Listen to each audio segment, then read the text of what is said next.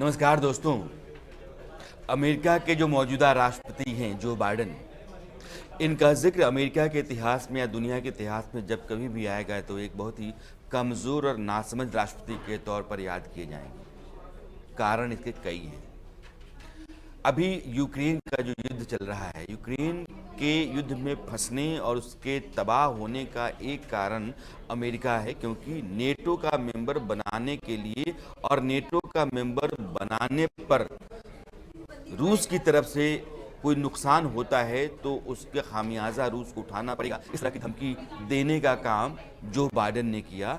नतीजा, रूस के राष्ट्रपति पुतिन ने हमला कर दिया और कहा कि नेटो का मेंबर यूक्रेन बिल्कुल नहीं हो सकता है। पड़ोसी देश जिसकी सीमा मुझसे लगती है, अगर वो नेटो का मेंबर हो जाता है तो नेटो की फौजें मेरी सरहद पर आकर खड़ी हो जाएंगी और यह पुतिन होते हुए नहीं देख सकते। आज फंसा हुआ यूक्रेन, तबाह है यूक्रेन। 1 करोड़ से ज़्यादा लोग बाहर हैं, देश से बाहर पनाह लिए हुए दूसरे देशों में। बड़ी तादाद में लोग मारे गए हैं और देश के भीतर भी यहाँ से वहाँ लगातार खाना बदोश की तरह ज़िंदगी लोगों की हो गई है। एक अच्छा खासा देश तबाह हो चुका है।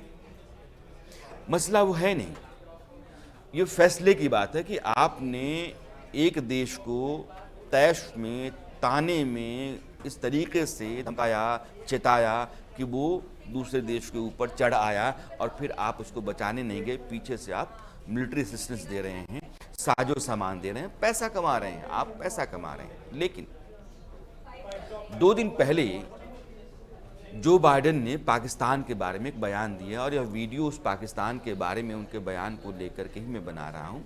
मैंने यूक्रेन का जिक्र इसलिए किया कि एक आदमी इतना साहस नहीं है कि जिस देश को बचाने और देश को नेटो का मेंबर बनाने का दावा कर रहा है उसको बचाने के लिए नहीं जा रहा है। पाकिस्तान के बारे में जो बाइडन ने ये कहा कि पाकिस्तान सबसे खतरनाक देश, सबसे खतरनाक देशों में से एक है और एक गैर जिम्मेदार देश के पास न्यूक्लियर पावर है। जब से पुतिन ने न्यूक्लियर हमले की धमकी देनी शुरू की है और नेटो के देशों के बीच में खलबली है, तब से उन देशों पर नज़र भी जा रही है जो रोग स्टेट्स हो सकते हैं, जो बददिमाग हैं, जिनके पास अनुशासन नहीं है। उत्तर कोरिया और पाकिस्तान, इन दोनों देशों के पास न्यूक्लियर वॉरहेड है, न्यूक्लियर वेपन है और ये दोनों कभी भी खतरनाक हो सकते हैं। नो फर्स्ट यूज़ की नीति पर ये चलते भी नहीं है। तो बाइडेन ने ये कहा कि पाकिस्तान गैर जिम्मेदार मुल्क है और दुनिया के सबसे खतरनाक देशों में से एक है। और इसके ठीक पहले बाइडेन ने क्या किया? लगभग 45 अरब डॉलर, आप एक बड़ी रकम पाकिस्तान को दी। किस लिए दी? 3,500 करोड़ मान लीजिए रुपए। काहे को?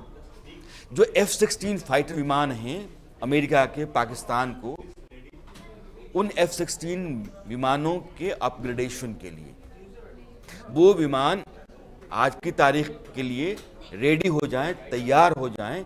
इसलिए F-16 विमानों को अपग्रेड करने के लिए आपने मोटी रकम पाकिस्तान को दी और फिर आप क्या कहते हैं? पाकिस्तान सनकी देश, भरोसे का देश नहीं है।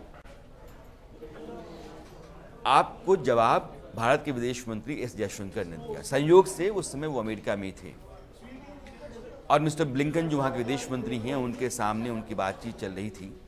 बाद में प्रेस कॉन्फ्रेंस भी उन्होंने की। अमेरिका ने भारत के एतराज़ पर, भारत ने इस बात पर एतराज़ किया कि F-16 के अपग्रेडेशन के नाम पर आप पाकिस्तान को इतनी मोटी रकम दे रहे हैं, ये ठीक नहीं है। तो उसने ये कहा कि यह पैसा इसलिए जा रहा है ताकि जो फाइटर जेट्स हैं वो तैयार हों आतंकवादियों के खिलाफ ऑपरेशन में। पाकिस्तान आतंकवाद से बहुत परेशान, हल्कान देश है और उन आतंकवादियों से निपटने के लिए पाकिस्तान को इस तरह के फाइटर जेट्स की ज़रूरत है जो अपग्रेडेड हों, F-16। भारत के विदेश मंत्री ने कहा कि किसको मूर्ख बना रहे हैं आप? कौन नहीं जानता है कि पाकिस्तान के फाइटर जेट्स का इस्तेमाल कहाँ होता है और कब होता है? बेवकूफ़ मत बनाइए। दरअसल वो इस बात का इशारा कर रहे थे कि 2019 में जब भारत के फाइटर जेट्स, भारत के लड़ाकू विमानों ने पाकिस्तान के बालाकोट में जाकर के और हमला किया था, सर्जिकल स्ट्राइक आप कह सकते हैं उसको, उस समय पाकिस्तान के विमान भी भारत की सीमा में घुसने की कोशिश में थे। और आपको याद होगा कि इंडियन पायलट अभिनंदन ने जिस MiG-21 से जिस पाकिस्तान के फाइटर जेट को मारा था वो वही F-16 था। F-16 विमान किधर आ रहा था? हिंदुस्तान की तरफ, हिंदुस्तान के भीतर दाखिल होने के लिए। क्यों? क्योंकि हिंदुस्तान ने सर्जिकल स्ट्राइक इसलिए की थी कि वहाँ आतंकवादियों का पनाहगाह बना हुआ था। वो बालाकोट में आतंकवादियों के शिविर थे, कैंप चल रहा था। उस बालाकोट में भारत ने जाकर के हमला किया कि यहाँ से फिर तुम लोग तैयार होकर हिंदुस्तान के भीतर जाओगे और आतंकवादी वारदात करोगे, हम तुमको यहीं मार देंगे। तो भारत की सेना ने, आर्मी एयरफोर्स ने जाकर के बालाकोट में हमला किया था। उसके बाद पाकिस्तान के विमान आ रहे थे, F-16 था। इसलिए इस जयशंकर ने कहा कि आप दुनिया को बेवकूफ़ बना सकते हैं, हमें मत बनाइए। हमको पता है कि पाकिस्तान का विमान अपग्रेड हो जाएगा तो उसका इस्तेमाल कहाँ होगा। तो आप भारत से ये भी चाहते हैं कि रूस के साथ वो तेल ना खरीदे, रूस से दोस्ती तोड़ ले, और आप यह भी कहते हैं कि पाकिस्तान एक पागल देश है, भरोसे का देश नहीं है, और पैसा भी देते हैं कि तुम अपने फाइटर जेट्स को अपग्रेड कर लो। तो यह जो ढुलमुल नीति है जो बाइडेन की, इसके पहले जो अमेरिकी सरकारें नहीं हैं, एक स्टैंड रहा है, वो पाकिस्तान के साथ रहे, हमारे साथ नहीं रहे। वो जनरल जियाउल हक से लेकर के मुशर्रफ तक एक नीति उनकी चलती रही कि पाकिस्तान को बना के रखो, पाकिस्तान को पैसा दे करके रखो। मालूम था कि पाकिस्तान, बिल क्लिंटन के ज़माने में कहा गया कि पाकिस्तान को जो पैसा दिया जाता है वो पैसा आतंकवादियों को दिया जाता है, आतंकवादी पाले जाते हैं, आतंकवाद को बढ़ावा मिलता है। फिर भी पाकिस्तान को अमेरिका पैसा दे रहा था क्योंकि उसको अफ़गानिस्तान और बाकी सेंट्रल एशिया है वहाँ अपने स्ट्रैटेजिकली जो इम्पॉर्टेंट गोल्स थे उनको सॉल्व करना था। पाकिस्तान की ज़रूरत आज की तारीख में थोड़ी कम हो गई है, लेकिन बाइडेन जितने ढुलमुल तरीके से चल रहे हैं और जो नीतियाँ उनकी हैं, वैसी नीतियाँ अमेरिका की इस तरीके से कभी रही नहीं। रूस हमारे साथ हमेशा रहा। इस जयशंकर ने ये भी कहा था, ये बात मैं भूल रहा था, कि रूस ने हमें हथियार तब दिए थे जब आप लोगों ने हथियार देने से मना कर दिया था। रूस हमारे साथ तब खड़ा हुआ जब आप लोग खड़ा होने से इनकार कर गए थे। रूस हमारा वो दोस्त है जो गाढ़े वक्त में, मुश्किल समय में हमारे साथ चट्टान की तरह खड़ा रहता है। ऐसे देश को हम छोड़ दें आप लोगों के चलते जो कभी भरोसे के नहीं रहे।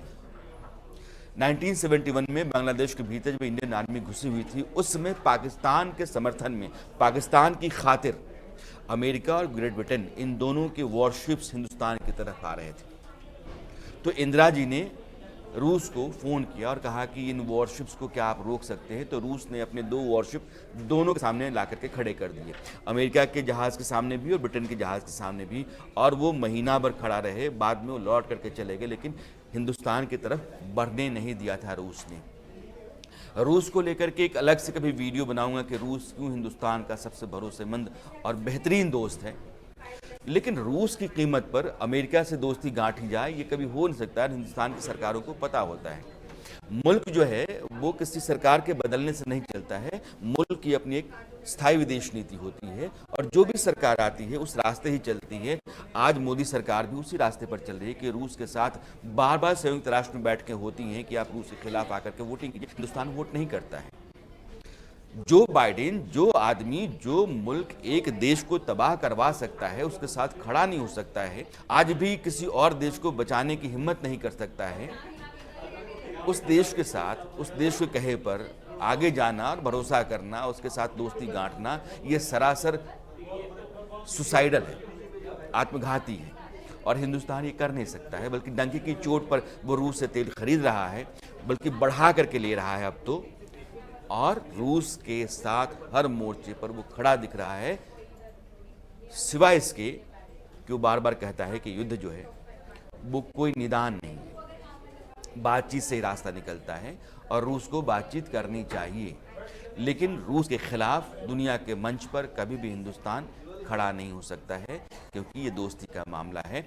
बाइडेन जिस तरीके से लगातार अपने फैसलों में लापरवाहियां कर रहे हैं या दिखते हैं कि इनके पास फैसला लेने वाली समझ और साहस दोनों नहीं है, इसीलिए मैंने कहा कि जब कभी भी इतिहास बाइडेन को याद करेगा तो बहुत ही कमज़ोर और नासमझ, हालांकि उम्रदराज हैं, राष्ट्रपति के तौर पर करेगा।